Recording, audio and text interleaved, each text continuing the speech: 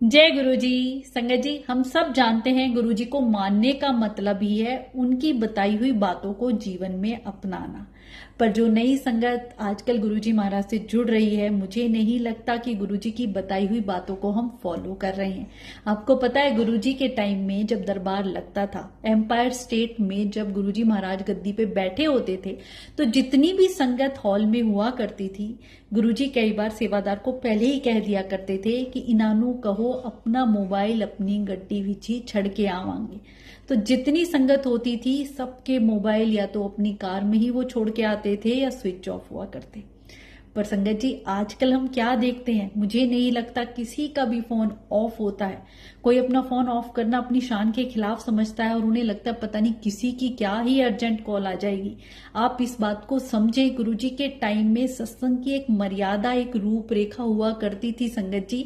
अगर उसी को हम आगे नहीं फॉलो करते हैं तो हमारा सत्संग करने का भी फायदा नहीं है। पिन ड्रॉप साइलेंस हुआ करता, 2 घंटे केवल शब्दवाणी चला करती थी संगत जी। सारा इतना डिसिप्लिन हुआ करता कि कोई भी मूवमेंट नहीं होती थी। कहते ना, मिनिमम मूवमेंट और मैक्सिमम ध्यान। केवल एक सेवादार जब गुरुजी महाराज गद्दी पे विराजमान हो जाते तो उन्हें चाय प्रसाद देते, फिर बाकी एक ही ट्रे में रख के सारी संगत को चाय प्रसाद दिया जाता, और केवल चाय प्रसाद के साथ और कुछ नहीं। संगत ध्यान में बैठी होती थी, बिल्कुल किसी का ध्यान नहीं भटकता था एक दूसरे के बारे में, बल्कि पता ही नहीं होता था कौन साथ में बैठा हुआ है, कौन कहां से क्या, कुछ नहीं।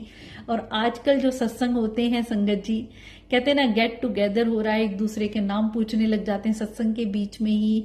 मतलब आप सोचिए, गुरुजी महाराज जब इतना डिसिप्लिन, इतना ज्यादा पिन ड्रॉप साइलेंस गुरुजी के सत्संग में हुआ करता, तो उसी चीज को हम भी फॉलो क्यों नहीं करते हैं।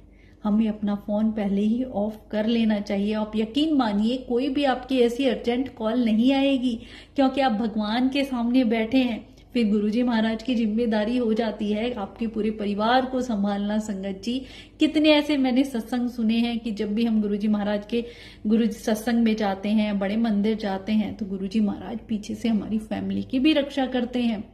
वो कुछ भी गलत हमारे साथ होने नहीं देते हैं। आप एक भरोसा करके उन पे छोड़ के देखा करो संगत जी। हमें भी सत्संग में वही डिसिप्लिन बना के रखना है, चाहे हम गुरुजी महाराज के बड़े मंदिर में भी जाएं।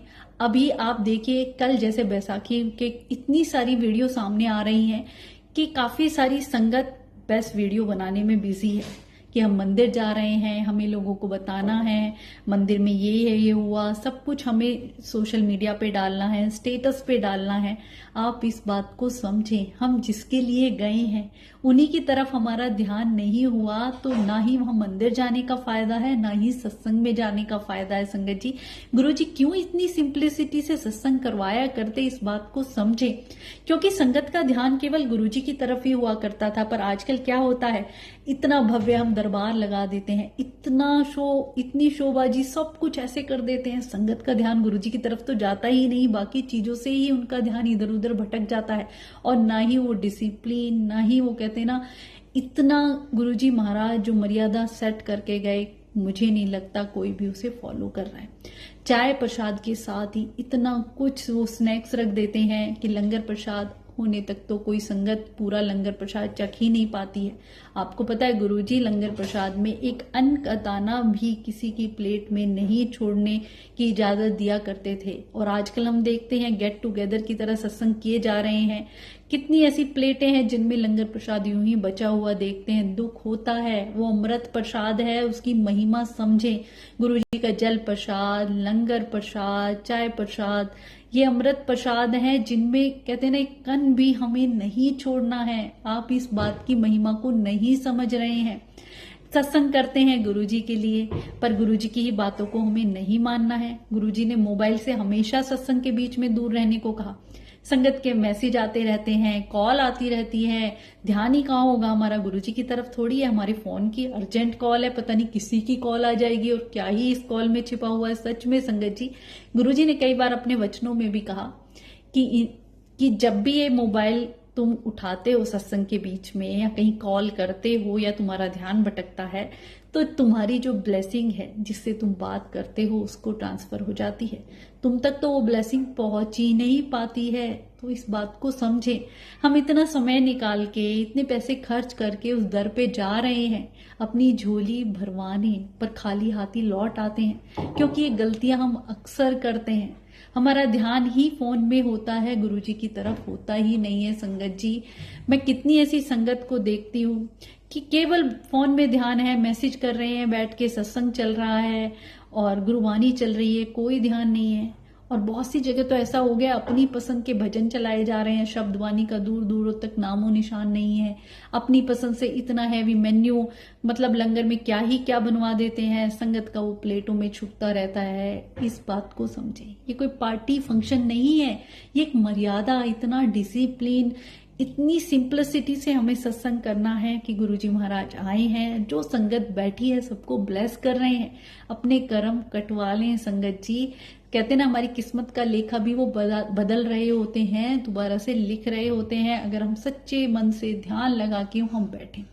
अब बैठे सत्संग में है, ध्यान कहीं और है, तो सत्संग या बड़े मंदिर में भी हम गैर हाजिर हैं। हमारी हाजिरी कहाँ लग रही है? जहां हमारा ध्यान है। हमारा ध्यान कहीं कारोबार में है या घर के किसी काम में है या किसी बच्चे में है या इधर है या उधर है, तो हमारी हाजिरी वहां लग रही है। हम सत्संग में और गुरुजी के मंदिर में एब्सेंट हैं।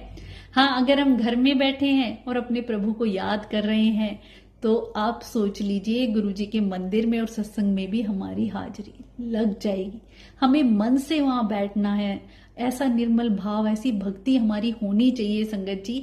गुरुजी के लिए जा रहे हैं ना, तो वो वक्त हमारा बस गुरुजी के लिए ही होना चाहिए। हर शब्द वाणी को हम इतने ध्यान से सुने, हमारे कितने क्वेश्चनों के आंसर उसमें होते हैं, हमारे हर सवाल का जवाब गुरुजी इसी के जरिए हमें देते हैं। पर हमारा ध्यान कहाँ होता है? हम सुनते कहाँ हैं ध्यान से? कौन क्या पहन के आया है, कौन कहाँ बैठा है, कौन क्या कर रहा है? अगर इन चीजों में ही हमारा ध्यान रहेगा ना संगत जी, तो गुरुजी की ब्लेसिंग या भक्ति हम कभी नहीं पा सकते हैं। आप भगवान के दर पे गए हैं तो भगवान सबसे पहले हमारा अंदर का मन पढ़ते हैं, किस भाव से आए हैं और यहाँ बैठ के कहाँ ध्यान है, वही गुरुजी देखते हैं संगत जी। तो इस चीज का ध्यान रखें। मैं आप सबसे हाथ जोड़ के विनती करूंगी कि आप सेवादारों से छुप के वीडियो बनाते हैं, फिर सोशल मीडिया पे डालते हैं केवल अपने व्यूज बढ़ाने के लिए या सब्सक्राइबर बढ़ाने के लिए, पर आप सोचिए क्या भगवान की नजरों से आप छुप सकते हैं? जो ये अक्सर हम गलतियां करते हैं कि जो सेवादार जिस लेन में चलने को कह रहे हैं उस लेन को छोड़ के हम आगे दर्शन के लिए दूसरी लेन में जुड़ जाते हैं। इन चीजों से भी बचे। गुरुजी के दरबार में, सत्संग में या मंदिर में, जहां भी आपको सेवादार जहां बैठने के लिए कहे, वो गुरुजी का आदेश होता है संगत जी। और वही हमारी ब्लेसिंग की जगह है, जहां उन्होंने आज्ञा दे दी है, हमें उसी का पालन करना है। हम अपनी मनमानी ना करें। आप ये बात समझ लीजिए, जिन चीजों में हम अपनी मनमानी करते हैं ना, फिर हमारे प्रभु हमसे खुश नहीं होते हैं। हमें जो गुरुजी को पसंद है वो करना है। गुरुजी को डिसिप्लिन पसंद है। सत्संग में 2 घंटे में ध्यान में बैठे, किसी का ध्यान ना भटके। अक्सर मैंने देखा है सेवादार भी आते हैं तो इतनी चहल पहल, कुछ उठा रहे हैं प्लेट में, जैसे चाय प्रसाद आया तो एक ही बार में आप खाली ग्लासेस ले जाइए। बार बार आएंगे, संगत डिस्टर्ब होगी। और उन्हीं के बीच में कोई ध्यान वाला बैठा है, कोई भगवान का भक्त वाला बैठा है, अगर उसका ध्यान ऐसे खराब होता है, डिस्टर्ब होता है, तो समझ लीजिए उसकी सजा फिर हमें भी मिलती है। तो बड़ी ही ध्यान रखना है, बड़ी ही मर्यादा, सिंप्लिसिटी के साथ हमें सत्संग करना चाहिए संगत जी। आगे वाली जनरेशन जो गुरुजी महाराज से जुड़ेगी, उनके लिए भी एक रूपरेखा हम तैयार करी, जो गुरुजी ने हमें दी है वही आगे तक पहुंचानी है। ऐसा नहीं सब कुछ उसमें ऐड ऑन करते जा रहे हैं। जो सच्चाई है, जो सिंप्लिसिटी है, वो रोज मैं देखती हूँ, इतने सत्संग देखती हूँ, वो दुख होता है, खोती जा रही है संगत जी। उस भगवान को खुश करने के लिए सत्संग करते हैं तो उनकी बातों को भी फॉलो करें। हमेशा अपना फोन ऑफ करके रखें। हम क्या है, वीडियो बनाने में, फोटो खींचने में, इन चीजों में इतने बिजी हो जाते हैं कि अपने प्रभु की तरफ हमारा ध्यान ही नहीं जाता है। सत्संग चल रहा है, फोटो खिंचवा रहे हैं, गुरुजी महाराज पीछे गद्दी पे विराजमान है, किसी को कुछ मतलब लेना देना ही नहीं है, बस हो गया सब कुछ। जैसे ही लंगर प्रसाद शुरू होता है, इतनी चहल पहल शुरू हो जाएगी आरती के तुरंत बाद कि संगत वो लंगर प्रसाद इतना साइलेंस होके हमें मंत्र जाप करते हुए खाना है। वो अमृत प्रसाद है, उसी से गुरुजी हमें ब्लेस करते हैं। और सत्संग के बाद, मंदिर के बाद सीधे हमें अपने घर जाना है। हम कहीं बीच में किसी से बातें करने में, गप्पे लड़ाने में, गॉसिप करने में, निंदा चुगली करने में ही कर देते हैं तो सारी ब्लेसिंग जो लाए हो ना आप, वहीं गवा देते हो, आपके घर तक तो पहुंचती ही नहीं है। गुरुजी ने क्यों कहा कि कोई फैमिली एक भी मेंबर आ जाए तो बाकी सबको मैं ब्लेस करता हूं, तो बाकी सब कब ब्लेस होंगे? जब वो ब्लेसिंग आप घर तक लेके जाएंगे। अगर उसको आप बीच में ही कहीं रास्ते में रुक के या निंदा चुगली करके वहीं गवा देते हैं संगत जी, फिर वो पॉजिटिविटी आपके घर तक नहीं जाती है। इस बात को समझें। ये दरबार भगवान का है, ये नॉर्मल कहते हैं ना, नॉर्मल कीर्तन या भजन वजन नहीं चल रहा है कि कभी भी आए कभी भी उठ के चले गए। आपको पता है गुरुजी के दरबार में जो भी संगत आ जाया करती थी, गुरुजी उन्हें खुद आज्ञा देते थे, तभी वो उस जगह से उठ पाते थे, वरना गुरुजी की आज्ञा के बिना वो वहीं पे इतनी देर दरबार में ही बैठे रहते थे, क्योंकि गुरुजी को पता था कि उनका क्या सही वक्त है जाने का या कौन सा उनका घड़ी चल रही है, क्योंकि बहुत से ऐसे सत्संग है। गुरुजी ने किसी संगत को रोक के रखा है, उसका कोई बुरा वक्त था जब वो टल गया, जब आज्ञा दिया करते, तो गुरुजी का 2 घंटे या 1 घंटे जब भी सत्संग होता है, समय से आए संगत जी। वो सृष्टि के रचयिता हैं, हमें खुद ब्लेस करने आ रहे हैं। आप किसी भी से अपॉइंटमेंट लेते हैं डॉक्टर के पास या किसी भी ऊंचे पद वाले व्यक्ति से मिलने जाते हैं तो समय से पहले पहुंचने की कोशिश करते हैं ना, तो वो भगवान है, वो हमें ब्लेस करने आ रहे हैं। हमें उन इंतजार नहीं करवाना है, उनके वेलकम के लिए जाना है। तो हमेशा समय से अगर सत्संग में जाते हैं तो 5-10 मिनट पहले पहुंचे। बड़े मंदिर भी जाते हैं तो जितनी टाइम भी आप बड़े मंदिर में हैं, मंत्र जाप करते रहें, गुरुजी में ही ध्यान लगाएं। गुरुजी की ब्लेसिंग हर पल हमारे साथ होती है संगत जी। जितना हम उन्हें याद करेंगे उतना वो हमें ब्लेस करते रहते हैं।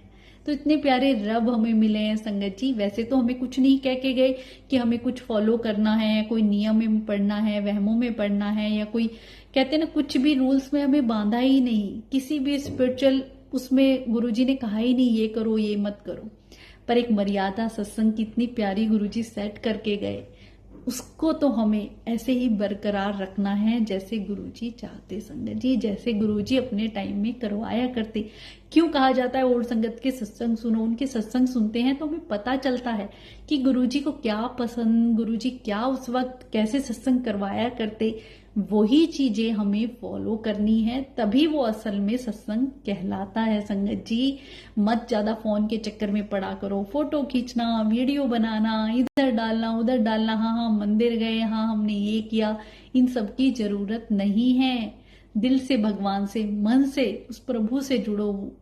उनकी नजरों में हमें आना है। उनकी एक नजर भी हमारे ऊपर पड़ गई ना तो हमारी ब्लेसिंग से झोलियां भर देते हैं। बाकी लोगों से नहीं जुड़ना है, लोगों को नहीं दिखाना है, किसी भी प्रकार के दिखावे में बहकावे में पड़ना ही नहीं है। बस डायरेक्ट अपने रब से जुड़ना है, और रब से जुड़ने के लिए हमें किसी भी प्रकार की मेटलिस्टिक चीजों की जरूरत नहीं है। एक निर्मल भाव, सच्ची भक्ति होनी चाहिए और कुछ नहीं चाहिए। ऐसे ही गुरुजी महाराज अपने चरणों में हमें बिठाए रखें। अनंतम शुक्राना गुरुजी।